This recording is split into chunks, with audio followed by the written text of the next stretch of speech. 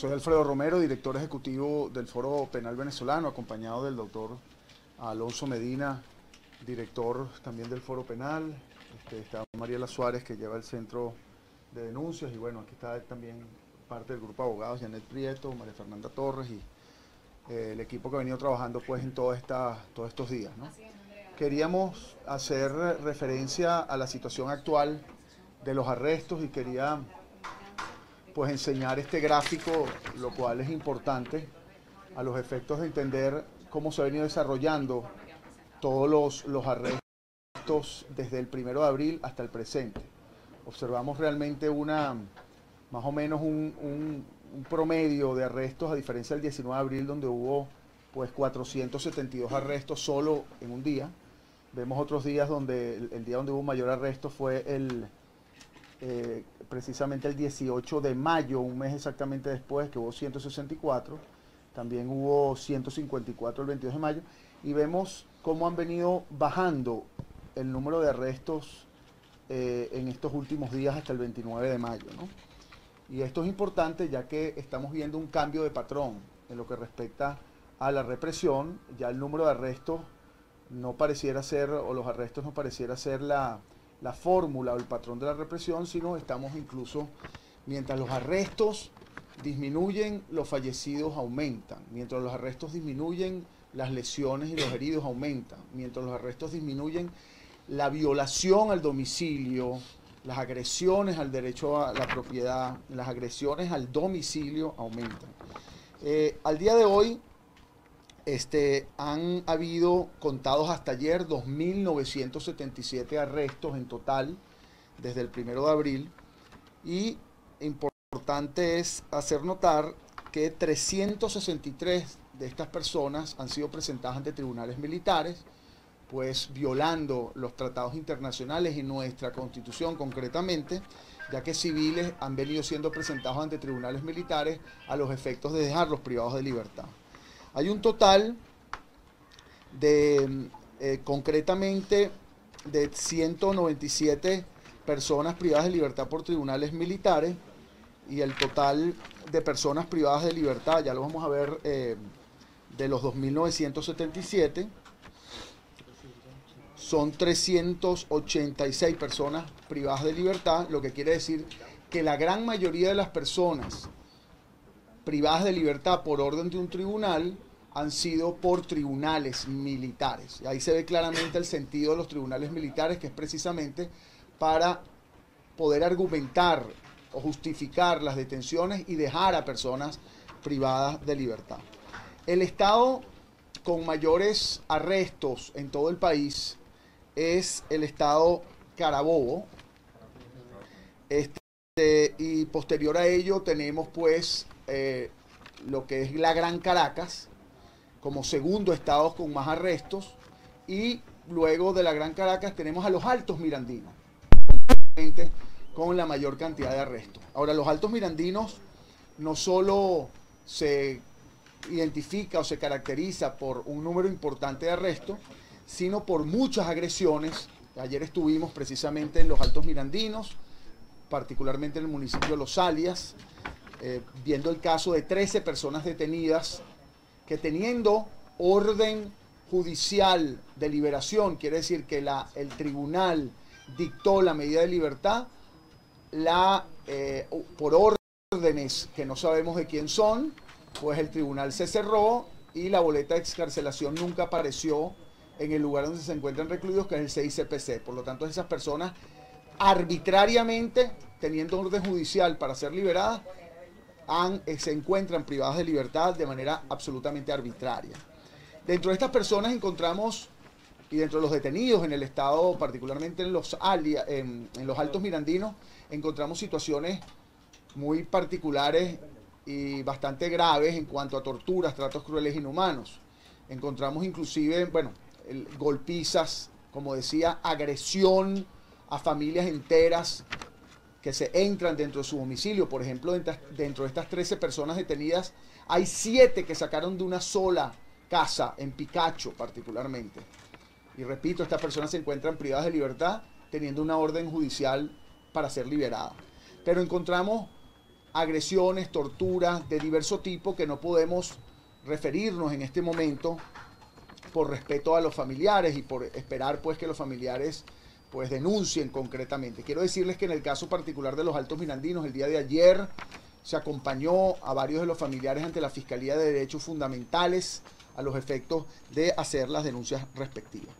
De los 2.977 arrestos, después vamos a hablar de los fallecidos, que es una cifra muy importante, la cifra reciente, pero de los 2.977 arrestos encontramos a 316 mujeres que han sido pues arrestadas producto de las protestas, 196 menores de edad que han sido arrestados por las protestas. Esto establece pues una absoluta, digamos, generalización o esquema generalizado de detención de personas.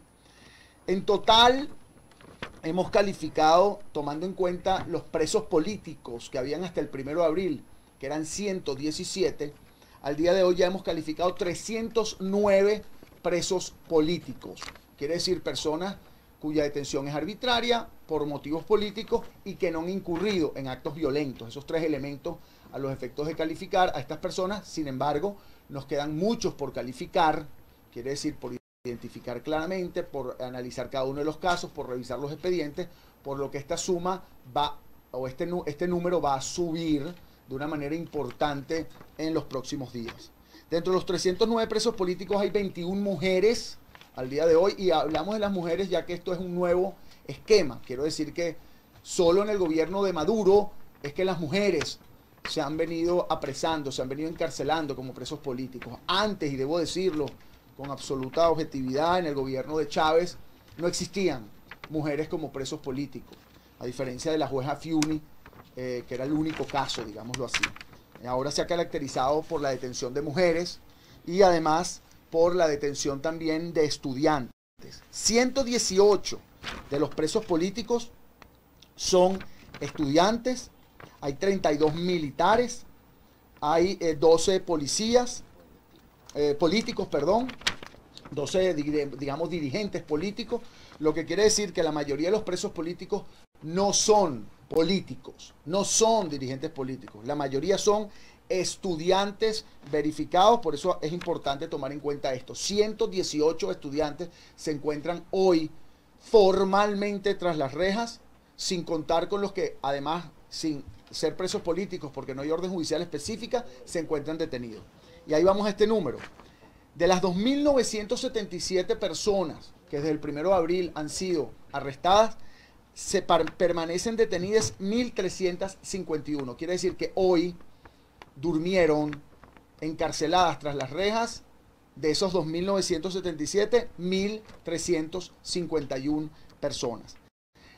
Más del 80% de estas personas son jóvenes, estamos hablando de más de un 60% son estudiantes, y hay una variedad de personas detenidas, repito, directamente por las protestas. Hay un número importante y que quiero decirles que cuando hablamos de los arrestos es porque tenemos toda la base de datos con nombre y apellido de cada una de las personas detenidas, lo que quiere decir pues que no es que estamos, digamos, haciendo referencia solo a cifras que nos informan o que nos reportan, sino que los abogados del Foro Penal han atendido a todas estas personas. Los fallecidos aquí. Bueno, en cuanto a... Vamos después a hacer referencia a esto. Bueno, ahorita vamos a buscar... Ya.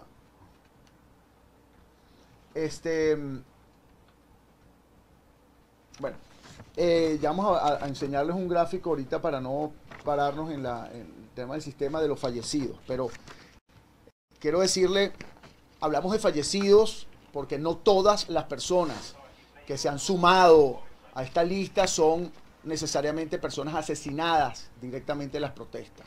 Entonces vamos a diferenciar esto. Hay 69 fallecidos al día de hoy registrados por nosotros desde el 1 de abril hasta el presente dentro del contexto, digámoslo así, de las protestas. Pero dentro de estos 69 fallecidos, se incluyen personas que han sido asesinadas no, que han fallecido por saqueos, y personas también que han, por ejemplo, fallecido por un accidente contra una barricada, y también ahí incluimos, dentro de un bloque de fallecidos, estos 69, por ejemplo, un funcionario, miembro de la Guardia Nacional, que fue linchado supuestamente recientemente. Pero el total de personas que han fallecido o que han sido asesinadas directamente por las protestas es 49. Y allí encontramos en su gran mayoría personas que están protestando directamente, donde hay, por ejemplo, los casos que el Foro Penal, por cierto, representa directamente, como el caso de Armando Cañizales, que las investigaciones están siendo pues ya adelantadas y estamos pues metidos en el expediente. El caso de Jairo Ortiz, ya hubo un acto conclusivo, hay un policía nacional bolivariano detenido. Está el caso pues de Tony Canelón en Barquisimeto, Estado Lara. Está el caso de Edgar Lugo en Valencia, Estado Carabobo. Estuvimos, por cierto, la semana pasada en el Estado Carabobo conversando con el padre, y pues se están llevando a cabo las investigaciones. En cuanto a esto, es importante pues llamar la atención a la población en general en cuanto a la necesidad de aportar testimonios, de aportar videos, de aportar fotografías, pero que podamos verificar el origen de la misma. Y esto es un llamado sobre todos aquellos que tienen pues estas evidencias. Las evidencias por Twitter, o las evidencias por Instagram, o las evidencias en redes sociales no nos funcionan si no tenemos el origen de las mismas. Y esa es la ayuda que pedimos como Foro Penal a los efectos de poder llevar a cabo las investigaciones. Dentro de poco iremos dando información más clara y detallada en relación con los casos que llevamos. Por ejemplo, el caso de Armando Cañizales. Muchas evidencias han sido ya aportadas a la fiscal. Estamos en conversación directa con la fiscalía. Estamos en seguimiento directo con el expediente o del expediente, y hemos aportado la mayor cantidad de evidencia. Y eso también es un llamado a los medios de comunicación, y para bien de la investigación es necesario pues que muchos videos, y así hemos hecho contacto con medios que tienen los videos, que tienen la fotografía. Es decir, tenemos que, para llevarlos al expediente, hay que llevar la fuente original del video, y hay que llevar el video bruto, y quién lo tomó, y la cámara que lo tomó, y el modelo de la cámara. Todo ese tipo de cosas son necesarias para llevar a cabo una investigación, y esa es la colaboración también que los pido a los medios de comunicación, sobre todo a estos reporteros que de una manera muy valiente y arriesgada, sabemos, están ahí al frente de las manifestaciones, y tienen muchos videos que nos pueden servir para las investigaciones. Y para no referirme nombres, estoy agradecido también por muchas de estas personas que nos han aportado estos videos, y saben los medios que son, pero no quiero también poner en riesgo a nadie, ¿no? En cuanto a yo le voy a dejar después la palabra al doctor Alonso Medina. En cuanto, si hay alguna pregunta previa, la respondemos, pero en cuanto a la justicia militar, ya que él es especialista en el tema de la justicia militar, yo quisiera que él les pusiera alguno de los casos, pero hemos visto barbaridades, porque debo decirlo, que el llevar a las personas a la justicia militar lo que denota claramente es la presencia de una evidente dictadura militar en Venezuela. Porque cuando a una persona la llevan a la justicia militar, obviando, evadiendo la justicia civil, de manera arbitraria, abusiva, sin permitir que las personas sea juzgada, sea acusada, sea procesada por la justicia civil, pues lo que denota en términos internacionales en general es una evidente grave violación a los derechos humanos, abusiva, arbitraria, pero más allá de eso, lo que refleja, o al menos así es lo que se pretende, pareciera reflejar, es una evidente dictadura de carácter militar, donde las personas son juzgadas en tribunales militares, en bases militares, restringidas, como Alonso les va a referir. Concluyo con el tema de los heridos y torturados. Muchas personas torturadas, muchas personas heridas. Hemos visto una mayor saña dentro de algunos componentes de las fuerzas de seguridad del Estado. Hemos visto agresiones bárbaras que estamos compilando una por una, persona por persona, víctima por víctima, hay mucho temor de personas a denunciar, eso se entiende, pero el número de torturas y de tratos crueles sobrepasa en creces lo que vimos en el año 2014, lo que hemos visto hasta ahora. El número de heridos, tanto ya pareciera que las personas, el ser herido en una manifestación ya es algo que las personas lo toman como regular, pero no lo es. Es decir, el que haya, por ejemplo, ahora en terapia intensiva, está un muchacho vegetal, ¿verdad? Que no ha muerto, gracias a Dios todavía, según dicen, lamentablemente está en una situación pues muy grave, esperemos que se recupere, y tiene una fractura de cráneo, presuntamente por un impacto en una manifestación. Hay casos como esos, o sea, los fallecidos lamentablemente pueden aumentar. Y hemos estado en contacto pues con ese caso, hemos estado en seguimiento con muchas personas heridas también por diversos tipos de situaciones. Hay personas arrolladas, en importantes casos, hay personas incluso agredidas que han quedado inconscientes por impacto, no solo de supuestos cartuchos de lacrimógena, como la fiscal por cierto señaló que es totalmente inconstitucional, violatorio de los derechos humanos, sino también incluso por el impacto de chorros de agua a presión muy fuerte, total y absolutamente en contra también de los derechos humanos y los tratados internacionales, porque un chorro de agua con una presión que supere estas situaciones, el respeto al ciudadano es algo realmente contrario a los derechos humanos. Y este es un tema también importante, que es el tema del uso, disculpen, de estas metras que se han encontrado ya pareciera algo como regular. Por cierto, las personas, Marino Alvarado de Provea hacía una denuncia con la gente de FUNPAS en relación con el uso de cartuchos donde se incorporan estas metras dentro de los cartuchos de perdigones. ¿Okay? Y no quiero adelantar, digamos, resultados de investigaciones, pero hay varios casos de este tipo. Y esto es un asesinato. O sea, el utilizar esto contra un manifestante es asesinato. Por más que el señor tenga, porque hay una desigualdad importante. Aquí se habla de actos violentos y evidentemente hay unas situaciones pues que no son, digamos, lícitas, como una bomba molotov, como agredir a un guardia, pero la diferencia, la desigualdad entre los equipos antimotines sofisticadísimos que existen en Venezuela y la protección que tienen los guardias y la utilización contra un manifestante desarmado, debo decirlo, así sea con un escudo, con lo que hemos visto en manifestaciones de estas metras, es básicamente letal. Y esto es contrario a los derechos humanos, y las responsabilidades no son solo de quien dispara, son de quien permite y quien no chequea, es decir, el que comanda la operación, quien no chequea que esas armas que están siendo utilizadas contienen estos elementos. Y esa es la Fiscalía, creo que debe investigar con mucho detenimiento esta situación, y pues evidentemente, repito, esto es algo letal que acarrea responsabilidades nacionales e internacionales. Estamos ya llegando al límite, sobrepasando, digamos, el límite ya para determinar claramente que aquí estamos hablando de crímenes de lesa humanidad, por la generalización, por lo sistemático, donde se violan propiedad, se viola la vida, se viola la integridad física de las personas. Pero también quiero decirles que del otro lado, debe haber, de ambos lados tiene que haber respeto. También hay unos soldados que tienen pues, y que sienten honor por su uniforme, que también tienen que ser respetados.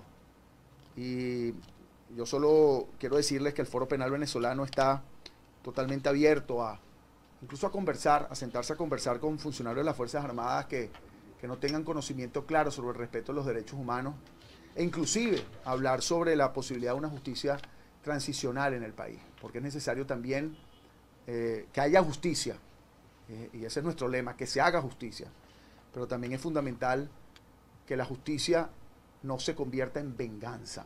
La justicia no es venganza.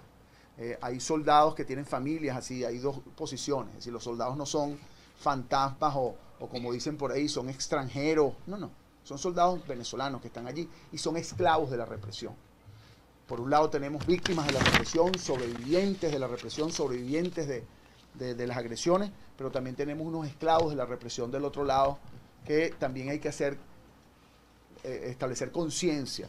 Y repito, creo que es el momento de conversar de justicia transicional. La justicia transicional es el paso del entendimiento a la justicia, es el paso de la paz, de la violencia a la paz social. Estamos totalmente abiertos a eso e incluso abiertos a conversar esta situación, pero también decimos que la manifestación pacífica es constitucional y claramente pues debe ser respetada. Y más adelante, en otra oportunidad, hablaremos de la constituyente, nuestra posición, pero les adelanto que el Foro Penal venezolano está absolutamente en contra de una constituyente unilateral, una constituyente basada en el abuso de poder, una constituyente sin que el pueblo, sin que la voluntad popular sea la que decida si quiere o no una constituyente. Y eso es constitucional. Léanlo como lo lean, denle vueltas a las letras, interprétanlo como lo interpreten. En Ecuador se hizo una constituyente, hubo un voto previo para determinar si había constituyente o no, eso fue en el 2007. En Venezuela hubo una y también hubo voto previo. No, que la constitución lo cambió, no, señores, no me vengan con cuento. O sea, aquí no puede haber un cambio constitucional y un proceso de transformación supuestamente del Estado basado en la voluntad de un individuo que es el presidente de la República. No, la voluntad de todos, el presidente puede convocarla, ciertamente, pero el pueblo debe votar si quiere esas bases como están o no. Y ese es el elemento fundamental. Es inconstitucional esa constituyente tal como está planteada y ese es el punto inicial, básico, esencial de lo que está ocurriendo. Le dejo la palabra al doctor Alonso. Bueno, antes quería consultarle, hablaba sobre las detenciones, los arrestos de 1977, la cifra que muestra. El día de ayer hemos recibido algunas denuncias, incluso han reportado por las redes sociales que hubo una especie de emboscada en Altamira y en este sector de Bellomonte. ¿Están estas personas involucradas en esta lista de arrestos? No, no tenemos todavía verificación de esa situación. Para que nosotros podamos registrar los arrestos tenemos que verificarnos las denuncias, por ejemplo, en el caso de Bellomonte, la información que tenemos era 2 muchachos supuestamente indigentes que se llevaron. No sabemos, no tenemos verificación de allanamientos como tal, sino de probablemente detenciones. Sabemos que se detuvieron unos muchachos aquí en Altamira, no sabemos si eran manifestantes o no. Estamos verificando esa información, pero aquí no hay que, digamos, generalizar. Nosotros en ese sentido somos bastante, pues, digamos, formales. Para nosotros poder registrar o analizar una situación tenemos que tener la comprobación clara. No tenemos ninguna denuncia de nadie, de ningún familiar en relación con algún detenido hasta ahora. Entonces no sabemos si el detenido realmente, porque nosotros no podemos llevar una denuncia si un familiar por lo menos directo no nos autoriza para poder asistirlo. Entonces no sabemos dónde están, si fueron llevados y si realmente fueron detenidos. Y hay que tener mucha responsabilidad en esto porque aquí la construcción de falsos positivos o de banderas falsas por parte de elementos de tanto del gobierno como de la oposición existen. Y los falsos positivos es algo que nos cuidamos. Y el falso positivo es precisamente crear situaciones inexistentes a los efectos de responsabilizar determinadas personas o de alterar el orden público. Y eso lo hemos visto en constantes situaciones y en constantes videos y fotografías que nos han llegado. Y yo lo digo así, de 100 videos que nos llegan, de 100 fotografías, de 100 denuncias, muchas veces una es la verdadera. Por eso nosotros no tomamos la denuncia, sino nuestros abogados, nuestro equipo de más de 3.000 defensores activos en todo el país, no lo verifican. Otra pregunta. ¿Tienen pruebas para determinar crímenes de lesa humanidad ante la Corte Internacional? La prueba de los crímenes de lesa humanidad se va construyendo en base al patrón sistemático. Para que haya un crimen de lesa humanidad tiene que haber sistematicidad o generalización de los crímenes. Si tú tienes un patrón sistemático de agresiones, por ejemplo el uso, por decirle, el uso de las bombas lacrimógenas como proyectiles, quieran ponerlo como quieran inventar lo que quieran establecer el falso positivo que quieran, eso es un crimen. Y hay cantidades de situaciones así. Y lo puede ver los informes médicos. Lo dijo la fiscal. Y la fiscal es la que tiene, digamos, el monopolio de la investigación. El uso de metras, esta situación que estamos viendo, y si realmente es algo... Y colecten estas metras, búsquenlas los que manifiestan y las colectan, para tenerlas como evidencia. Todo esto es un patrón sistemático. Si usted consigue 40 metras en una manifestación o se consigue 100, bueno, hay una sistematicidad de uso de las metras. Y si están en el lugar donde están las personas manifestando, ¿quién las disparó? Bueno, los que están del otro lado. Por más que quieras inventar lo que invente, es decir, esto si se convierte en un patrón sistemático y si más allá se determina realmente que se están fabricando estos perdigones con las metras, hay además una intencionalidad gravísima, inclusive de quien la fabrica.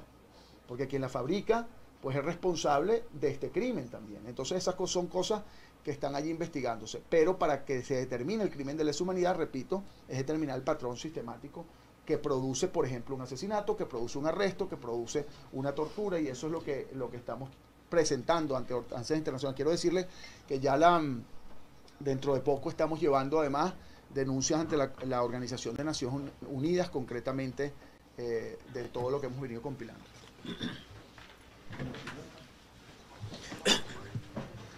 Alonso Medina Roa, director del Foro Penal Venezolano.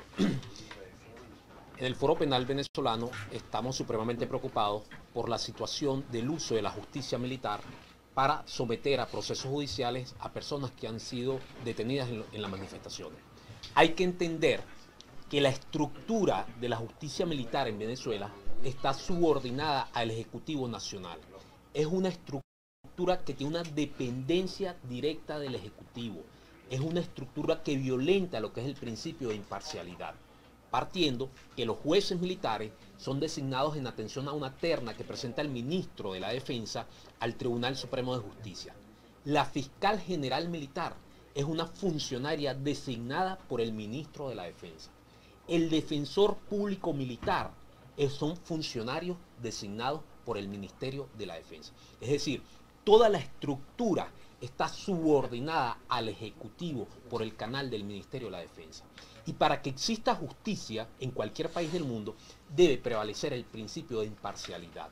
Y la imparcialidad consiste en que no exista ningún tipo de subordinación de los funcionarios judiciales. De tal manera que podemos afirmar con absoluta responsabilidad que la estructura de la justicia militar en Venezuela violenta lo que son los principios fundamentales del derecho.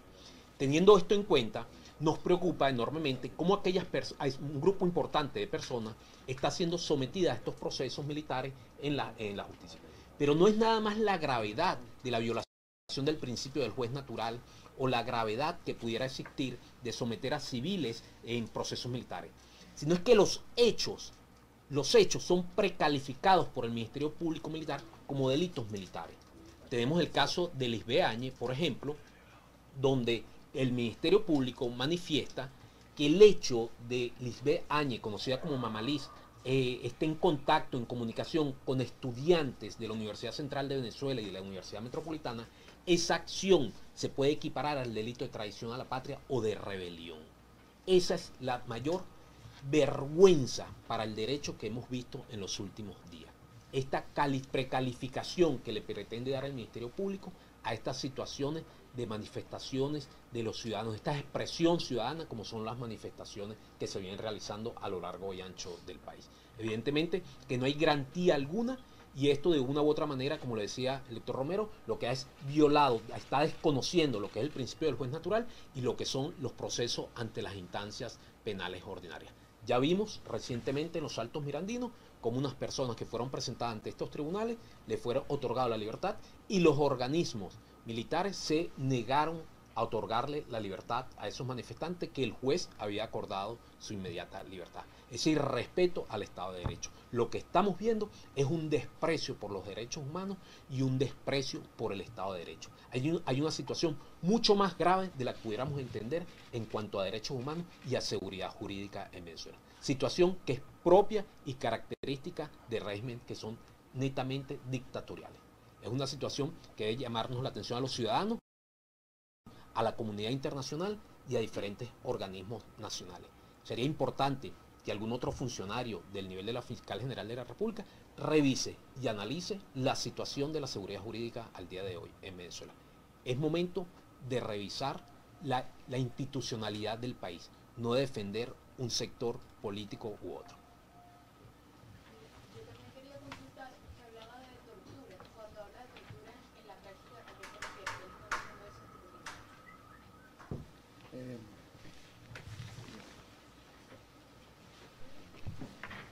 De conformidad con la ley venezolana, que de alguna manera hay una diferencia con la Convención contra la tortura se produce cuando las personas están en custodia por diferentes motivos, ya sea para intimidar a la persona, ya sea para hacerla confesar, pero en cualquier caso, cuando nos estamos refiriendo a tortura, concretamente nos estamos refiriendo a aquella situación de agresión contra personas, por la razón que sea, cuando la persona se mantiene en custodia. Repito, nosotros estamos consolidando y no queremos adelantar ningún caso en particular, a diferencia de algunos que ya hemos adelantado, antes que sea la Fiscalía la que reciba la denuncia y la que se pronuncie con relación a estos casos. Pero como hemos hablado, el abanico, digamos, de los mecanismos de la tortura son inclusive inimaginables. Hemos recibido situaciones de abusos de diverso tipo, contra mujeres, contra hombres. La golpiza es algo ya común. Es decir, hablar ya de golpes y que las personas son golpeadas, que llámese trato cruel, inhumano o tortura, es básicamente la misma sanción, es algo ya común. Las personas amarradas por horas durante la noche, atadas pues sin posibilidad ni siquiera de alimentos, es algo ya común. Y así tenemos otras situaciones que, repito, para no alarmar ni crear, digamos, una mayor alarma antes que sea la propia víctima y la Fiscalía que lo diga, preferimos guardarnos esta información, pero tenemos muchos casos y queremos, repito, que sea la Fiscalía de Derechos Fundamentales la que así los produzca. Quiero decirle que la mayoría de los casos, cuando hablamos de casos de tortura y tratos crueles e inhumanos, no es porque nos los dijeron, nada más, sino porque se ha hecho constar en las declaraciones de las víctimas ante los tribunales. Nosotros eso es algo que constantemente, como hemos asistido a la gran mayoría de los detenidos, es algo que le requerimos a los detenidos cuando son torturados o sometidos a tratos crueles, o así ellos lo dicen, porque al final el problema de la tortura, y eso lo conocen el mundo de los derechos humanos, es que en la tortura hay dos testigos, el que tortura y el torturado. Entonces hace falta un estudio psicológico del torturado, hace falta realmente un interrogatorio a quien supuestamente lo torturó, y no es fácil, pero eso es conocido en el mundo entero. Es decir, es conocido en el mundo entero de los derechos humanos, y por eso nosotros acudimos, por ejemplo, a la Comisión contra la Tortura, donde vamos a acudir porque conocen perfectamente esta situación. Pero repito, hay diversos casos, estamos compilándolos y no queremos adelantar nada hasta que no sea algo que la Fiscalía o algún organismo internacional conozca y tenga la suficiente, digamos, verificación de cada uno de estos casos. ¿Tiene información sobre delitos imputados, liberaciones plenas? Sí. Y para complementar mi pregunta, ¿sí es cierto que le hicieron comer alimentos forenses a algunos de los detenidos? ¿Eso lo pudo comprobar el Código Penal? Esa particular denuncia la hicieron 15 detenidos en el estado Carabobo, presentados ante tribunales militares, ante el propio tribunal. Se están solicitando copias de las actas, porque estuvieron los abogados del Foro Penal allí. Es decir, cuando se hizo esa denuncia, repito, la hace la víctima ante el tribunal y queda constancia en las actas. Sin embargo, repito, de nada vale una denuncia si no tenemos la investigación concreta. Es decir, porque, repito, es la denuncia contra la posición del perpetrador o del torturado en este caso. Pero sí, esa situación fue denunciada ante un tribunal y la Fiscalía Militar, lamentablemente la que está ahí, ¿llevará a cabo la investigación? No sabemos, pero por eso lo estamos llevando a la Fiscalía, digamos, de carácter civil. El número de personas, aquí tenemos un poco, sometidas a libertad plena, tenemos un porcentaje no muy alto, que lo podemos ver acá, concretamente el 2.5% de los arrestos han sido sometidos a libertad plena. Esto es importante, ya que tenemos, pues, por ejemplo, en cambio las personas, por ejemplo, el 12, que ya esto ha subido, pero más del 13% de las personas, pero aquí hablamos de 12.6, todavía este número le falta todavía sumarle los 2.977, porque el tiempo de registro. Pero esto más o menos se asimila, estamos hablando de casi un 13% son privadas de libertad, son detenidos y sometidos al régimen de fianza, lo que implica que las personas quedan detenidas por mayor tiempo, y los liberados bajo cautelares, más o menos un 13% más, quiere decir personas que no pueden ser, que se les prohíbe la salida del país, que están obligados a presentarse ante un tribunal. Y bueno, aquí tenemos por lo menos los privados de libertad, los que han quedado privados de libertad efectivamente, es un porcentaje de un 12% también, más o menos, los privados de libertad efectivamente del total. Y Hay otras personas, por cierto, hay un número importante de personas que han sido arrestadas y liberadas sin presentarse ante un tribunal. Eso es un promedio que supera, aquí no están todas, supera más de un 10% las liberadas. Y así tenemos pues toda la asociación de casos. Hay muchos casos que todavía han sido detenidos y que se mantienen detenidos, ya sea que no han, que se está esperando que cumplan las condiciones de la fianza o que todavía no han sido presentados ante tribunales. Hay casos, ya que te refieres a esto, es importante tomar en cuenta, también dentro del aumento de la violación al Estado de Derecho y de la violación incluso a las apariencias, hay casos como el de Dan Zambrano, un tuitero que lleva ya más de un mes privado de libertad en el DIGESIM sin orden judicial alguna. Y cuando interpusimos un habeas corpus para solicitar su libertad, habeas corpus de la medida, el amparo a los efectos de que se libera a la persona porque no tiene orden judicial, y el juez lo que ha señalado, la doctora Janet Prieto ha estado en este caso directamente, el juez lo que ha señalado es que él notifica al DIGESIM para que le informe sobre el detenido y el DIGESIM nunca responde. Y otra vez le pedimos el habeas corpus, en vez de dictarlo, decretarlo, le notifica al DIGESIM y el DIGESIM no responde. Y así estamos, y la persona lleva un mes allí, y pues como desaparecido, porque al final sabemos que está allí, pero no tiene comunicación directa con abogados, no tiene orden judicial, y así tenemos una serie de casos que han ocurrido. Hay personas que han sido detenidas, privadas de libertad, otras han sido liberadas, otras se mantienen sin orden judicial alguna. No podemos dejar de hacer referencia a casos como el de los polichacaos. Ayer estuvo, por cierto, la esposa de uno de ellos, unos polichacaos que están en el SEBIN, que desde el 26 de agosto del año 2016, desde el 8 de agosto del año 2016, se encuentran privados de libertad con una boleta de excarcelación. Y es algo ya que pareciera algo regular, que los órganos policiales o de custodia pues simplemente toman sus medidas de privación de libertad por su cuenta arbitraria, y pues lamentablemente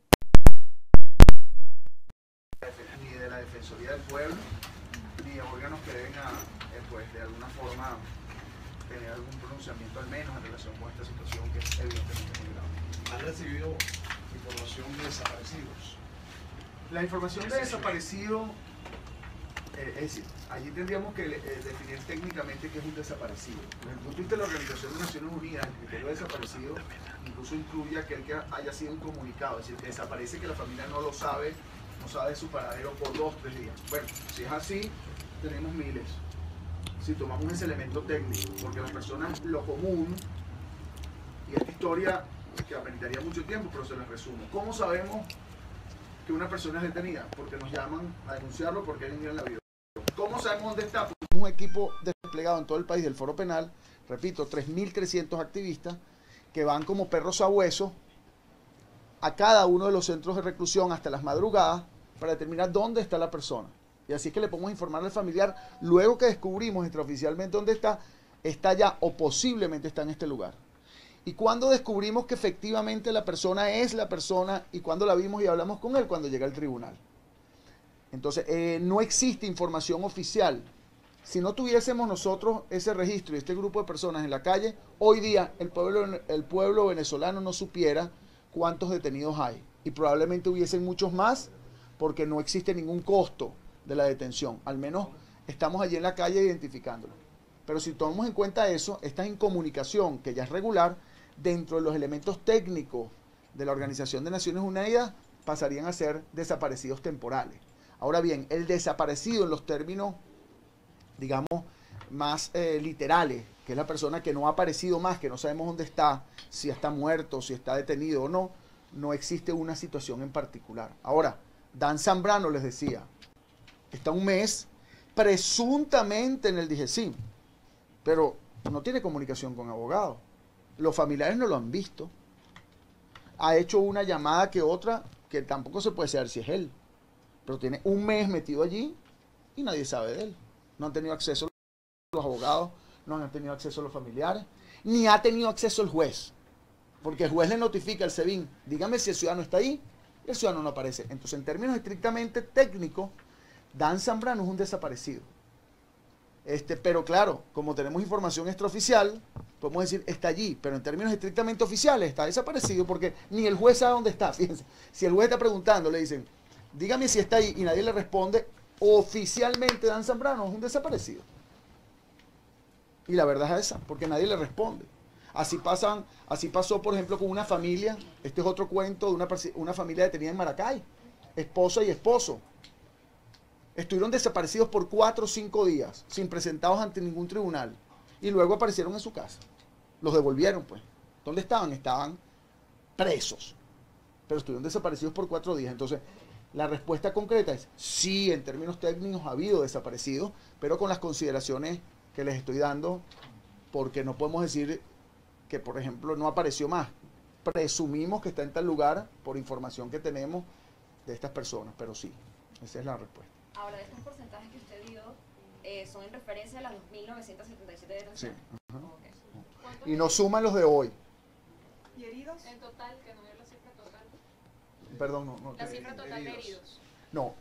En cuanto a los heridos, bueno, en nuestro informe estamos hablando de más de 3.000 heridos que tenemos conocimiento, pero eso está, es decir, nada más personas que han entrado en información, conversación que tuve con el alcalde de Baruta, por ejemplo, que entraron a Salud Baruta, supera los 700, eso era hace más de hace una semana o 2 semanas.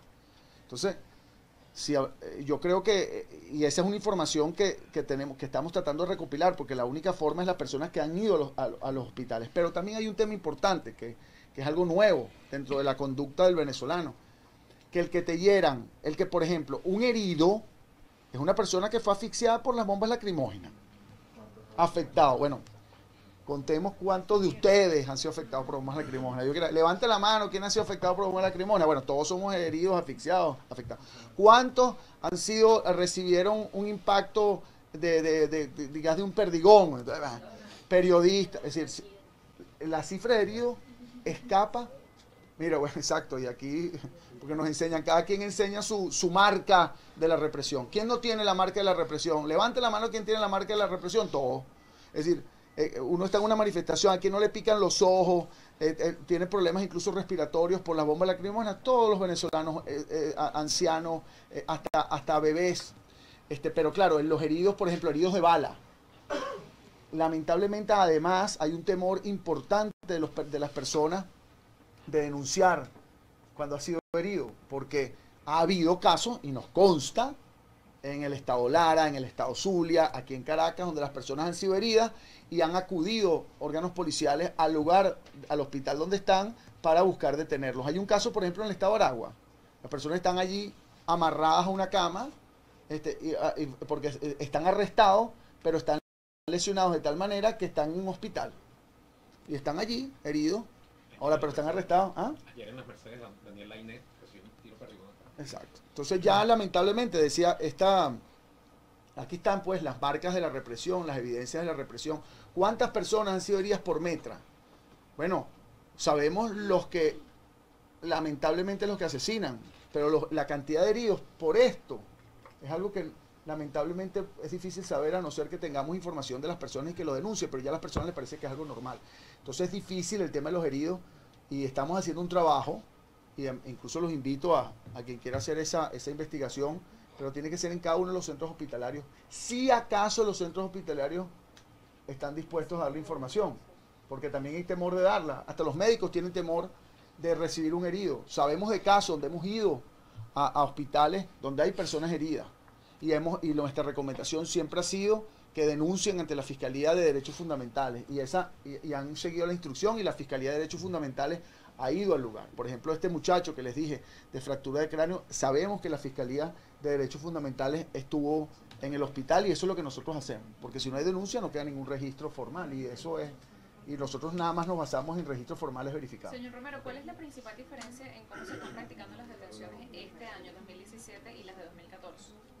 La principal diferencia es los tribunales militares, por un lado, la gravedad de la utilización de la justicia militar para detener y procesar a personas, pero por el otro lado es las diferencias entre los tribunales y la Fiscalía Civil. Quiero decirles que la utilización de los tribunales militares o de la justicia militar tiene el objetivo de evadir la Fiscalía Civil, porque la Fiscalía Civil, la Fiscalía para civiles, venía requiriendo, solicitando libertades, incluso plenas, de muchos de los detenidos, porque no es porque quería hacerlo, sino porque tú no puedes detener a una persona si no tienes justificación para detenerla. Si tú tienes un acta policial donde hay plantación de evidencia o no hay justificación de detener a alguien, pides la libertad. Y los tribunales, en cambio, exigían la privación, violando el derecho, violando el Estado de Derecho, violando el debido proceso, la privación de libertad de personas actuando ultra petita. Eso es básicamente una de las diferencias claras. Es decir, aquí hay una contradicción o una imposición abusiva, arbitraria de los tribunales civiles de privación de libertad de personas en contra de la Fiscalía Civil y una narrativa impuesta en cuanto a la situación de detenciones que está creando la Fiscalía Militar por instrucciones o por orden del Ejecutivo Nacional. Pero los delitos imputados por la justicia militar, ¿cuáles son? Si quieres, Los delitos imputados a las personas que están siendo procesadas en los tribunales militares, en su mayoría son traición a la patria, rebelión militar y ultraje al centinela. Aparte, hemos visto en algunos otros casos, pocos, delitos contra el orden y seguridad de la nación y delitos contra el orden y seguridad de las Fuerzas Armadas. Pero los tres delitos más comunes, vuelvo y te repito, traición a la patria, rebelión y ultraje al centinela. Entendiendo que el Ministerio Público Militar está equiparando al funcionario militar que actúa en las manifestaciones como un centinela. Y el centinela no es otra cosa más que aquel funcionario militar que protege una instalación militar, que protege el cuartel en un momento determinado. Y el delito se hace en protección al bien jurídico, al funcionario y a la institución, a las instalaciones militares. El funcionario de la Guardia Nacional que actúa en una manifestación de conformidad con lo establecido en el Plan Zamora está actuando como funcionario de orden público, adscrito a un ente civil o en respaldando funcionarios de las fuerzas policiales que no actúan en funciones militares. Esto hay que entenderlo, que no se configura el delito de ultraje al centinela. Y el delito de rebelión, como se conoce en derecho, es un delito de resultado. Para poder acusar a una persona o señalarla de rebelión, tiene que haberse producido un resultado, es decir, la rebelión como tal, que las fuerzas militares se alzaron en armas en contra del régimen constitucionalmente establecido. Y eso tampoco ha ocurrido. Bajo ninguna circunstancia del derecho puedes equiparar la manifestación a una rebelión militar, porque además el delito es rebelión militar, ni siquiera es rebelión civil.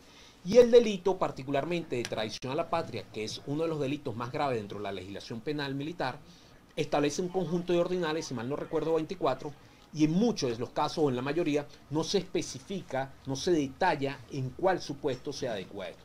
Y para que exista delito de traición a la patria, tiene que haber un escenario bélico, por llamarlo de alguna manera, una situación que haya generado alarma o conmoción donde participe algún país extranjero. De tal manera que debemos entender que no están dadas las circunstancias mínimas para que se pueda configurar cualquiera de estos delitos. Lo que sí se da de forma repetitiva es la burla al derecho y el irrespeto a lo que es el Estado de Derecho y a la seguridad jurídica en Venezuela.